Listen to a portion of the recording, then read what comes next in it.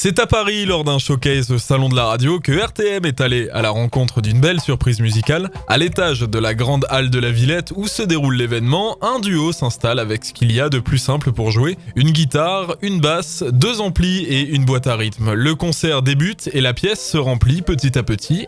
À l'écoute de ce duo aux sonorités novatrices.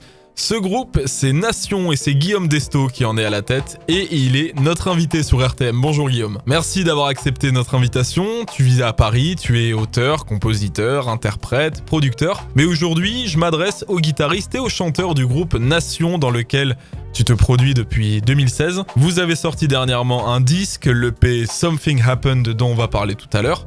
Je te propose de débuter notre entretien avec une question très simple. Comment débute ton aventure avec la musique ? Ça commence quand j'étais petit garçon et quand je me blesse la main vers l'âge de 8-9 ans. Mes parents, pour me rééduquer un petit peu la main, me font faire du piano. Donc ça, c'était un peu mon premier contact avec la musique. Par la suite, comme pas mal d'ados, j'ai changé un peu d'instrument. Autour de 14-15 ans, je me suis mis à faire de la guitare. Et puis par la suite, pendant la vingtaine, j'ai fait ça surtout en amateur. Je me suis réveillé, entre guillemets, un petit peu tard, en fait. On va dire que j'ai commencé à en faire vraiment plus sérieusement assez tardivement par rapport à pas mal de gens, puisque j'avais déjà une petite trentaine d'années. Les premières chansons, j'ai commencé à les écrire quand j'avais une petite vingtaine, mais les choses sont devenues un peu plus sérieuses, paradoxalement, autour de la trentaine, quoi. Ton parcours scolaire est important, parce que je pense qu'il expliquera peut-être les contours de votre dernier projet. Donc après le collège, tu passes Hippocagne au lycée Chaptal au milieu des années 90. S'en suivront 5 ans à l'école normale sup de Lyon, avec au bout une agrégation d'anglais. Un parcours qui demande beaucoup de travail donc. Est-ce qu'on arrive à trouver du temps pour la musique pendant des études supérieures comme les tiennes ? Alors moi, j'ai fait en sorte de toujours garder quand même un contact avec la musique, mais c'est vrai que ça explique aussi en partie pourquoi pendant ces années-là, on va dire que c'était une activité un peu secondaire. Là où beaucoup de musiciens professionnels finalement se professionnalisent dès l'âge de 18 et 20 ans, juste comme ça. Moi, c'est vrai qu'à cette époque-là, j'étais dans une dynamique un peu différente, mais j'arrivais quand même à garder cette espèce de bol d'oxygène, on va dire, qui était pour moi indispensable, surtout avec des études comme celles que j'ai faites moi, qui étaient très exigeantes, qui étaient très prenantes. Voilà, ça me faisait du bien à la tête. Donc en parallèle de ton parcours, tu es professeur agrégé d'anglais actuellement et tu enseignes entre autres la littérature anglaise et américaine à tes élèves. Quel genre littéraire tu enseignes particulièrement ? Écoute, moi j'enseigne principalement le roman et un peu de poésie également. Ça va de choses assez anciennes, je remonte parfois jusqu'au Moyen-Âge, jusqu'à des choses assez actuelles, mais voilà, qui s'axent quand même principalement autour du roman américain et britannique. Mais j'ai un faible pour la poésie et j'arrive toujours à en passer un petit peu, même si c'est un peu moins au centre de ce que je suis censé proposer à mes élèves. Et du coup, ton métier d'enseignant et les œuvres sur lesquelles tu travailles, elles t'aident pour écrire des morceaux ? Ouais, complètement. C'est vraiment au centre de mon inspiration. C'est déjà la raison principale, je crois, pour laquelle j'écris, je chante en anglais, parce que, en fait, depuis l'âge de 17-18 ans, je lis quasiment exclusivement en anglais. Donc, c'est vraiment la langue littéraire et la langue poétique pour moi par excellence. C'est là-dedans que je baigne. Et puis, il y a des univers que j'ai découvert, que j'ai approfondi forcément à la fois dans mes études et puis après dans mes années d'enseignement et qui aujourd'hui vraiment oriente les thématiques que j'aborde dans mes chansons. Ouais. Actuellement, tu es le chanteur leader de Nation. Donc l'aventure avec Nation débute en 2016. À ce moment-là, tu sors de plusieurs années avec le duo Vim Cortez. Donc du coup, 3 EP, des concerts. Vous ferez notamment la première partie de Lilywood and the Prick à Magny-le-Hongre. C'était en Seine-et-Marne en 2013. Et du coup, quels souvenirs concrètement tu gardes de ton aventure avec Vim Cortez ? Écoute, j'ai vraiment des super beaux souvenirs. J'ai des souvenirs notamment d'un clip un peu épique qu'on avait réalisé à Charleroi en Belgique avec une chouette équipe et qui était une espèce d'aventure assez compacte sur un week-end. On est partis comme ça tous ensemble pour aller filmer une réplique de la voiture de K2000 dans un univers urbain un peu décalé et un peu inattendu. Et puis beaucoup de concerts, pas mal d'enregistrements et puis plein de gens aussi que j'ai découvert parce que finalement Vim Cortez c'est le projet qui m'a fait changer, on va dire, de l'optique vraiment musique amateur à quelque chose de plus ambitieux, on va dire, dans la démarche, quoi. Donc du coup, l'aventure Vim Cortez s'arrête. 2016, tu es donc à la tête de Nation, un mot qui peut avoir plusieurs significations. Et concrètement, il signifie quoi ce nom pour toi ? Est-ce que c'est le fait de regrouper une communauté autour de ta musique ? Ouais, tout à fait. Et puis c'est l'idée également de proposer une espèce de, j'ai envie de dire un pays un peu imaginaire, on va dire, parce que ce que je raconte dans mes histoires et les atmosphères que j'essaie de créer, il y a aussi de proposer une espèce de nation, une espèce de pays dont on peut devenir citoyen, le temps d'un disque qu'on écoute, le temps d'un concert, le temps d'une petite rêverie comme ça qu'on pourrait mener à nos côtés. No, he sees it's a healing time. Sweating on up, Father, turn to something. Let us breathe just a little while. Le fait de se produire avec un autre nom, ça te permet de séparer ta vie pro de ton univers musical, concrètement. Mais effectivement, le point de départ, c'était ça, c'est de garder les deux choses un peu séparées. Je me suis aperçu assez rapidement que, à l'heure d'Internet omniprésent, c'est un petit peu naïf de penser qu'on peut complètement séparer les choses. On finit toujours par se faire retrouver, entre guillemets, mais ouais, c'était l'idée de départ. Place à vos projets maintenant. Le premier EP de Nation s'appelle Something Happened. C'est sorti le 25 mai 2018 en CD et sur les plateformes de téléchargement. Something Happened veut dire quelque chose est arrivé en français, je te l'apprends pas. Ouais, Qu'est-ce qui est arrivé pour en arriver à ce premier EP? Comment s'est préparé ce disque? Alors ce disque il s'est préparé en collaboration avec Nicolas Guéguin qui est à la fois le co-réalisateur ou le réalisateur de ce disque.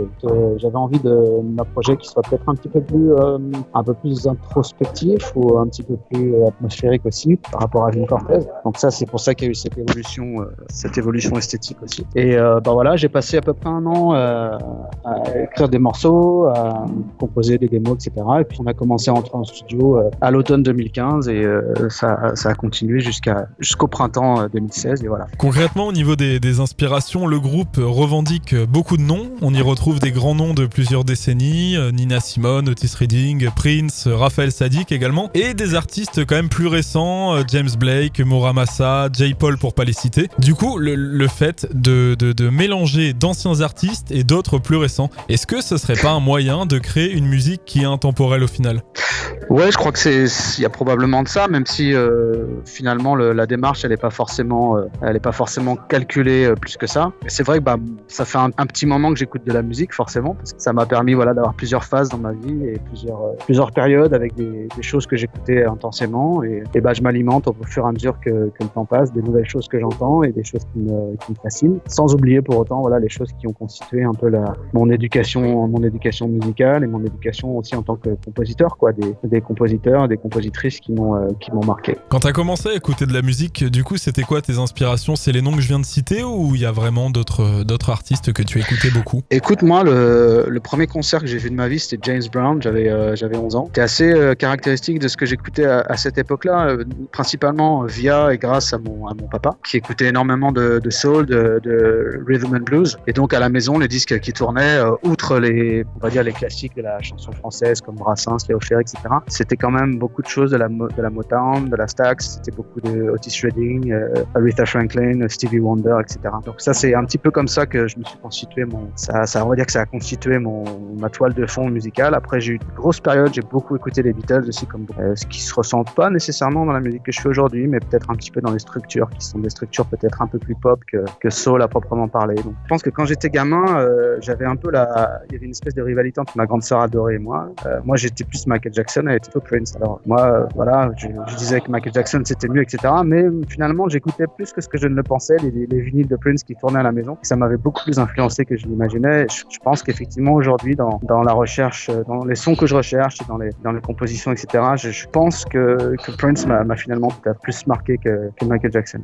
Musicalement, l'EP c'est un mélange musical assez surprenant mais qui marche. On y entend une guitare avec beaucoup d'effets, une combinaison de batterie acoustique avec des sonorités électroniques. Dans l'ensemble, les titres regroupent des mélodies que je qualifierais d'assez sensuelles, on va dire, avec des percussions avec des sonorités futuristes autour. Comment vous êtes arrivé à ce mélange ?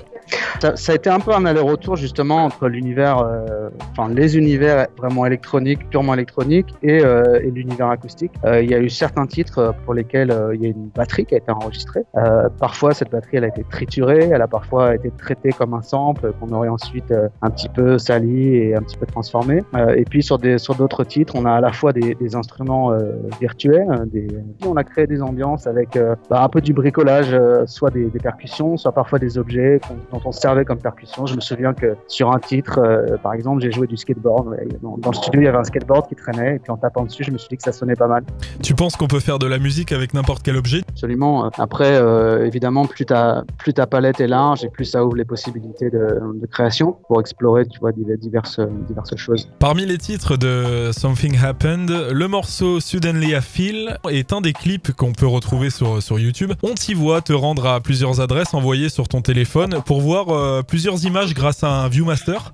Tu te plonges dans des souvenirs comme si tu voulais t'éloigner de la réalité. Est-ce que ce clip, il correspond à l'atmosphère générale de cette EP ? Ouais, je crois qu'il y a vraiment de ça, et encore une fois, on retombe un peu sur la signification, pour moi en tout cas, du mot nation. C'est que c'est l'idée d'un pays imaginaire, d'une espèce d'échappatoire possible. Mais ouais, tout à fait, cette idée de s'évader, non pas s'évacuer, mais s'évader vers un espèce d'ailleurs qui sera un mélange de... Quels sont les projets à venir prochainement pour Nation, Guillaume ? Eh ben écoute, à l'heure actuelle, on travaille sur un nouveau disque, donc des nouvelles chansons, et puis sur un, voire plusieurs nouveaux clips, en essayant de sortir ça non pas le plus rapidement possible, parce qu'il faut que ça prenne du temps, il faut que ça mûrisse bien sûr, mais pour pouvoir donner une suite à ce premier disque. Ce sera un disque qui aura des sonorités un petit peu identiques à Something Happened, ou il y aura une évolution ?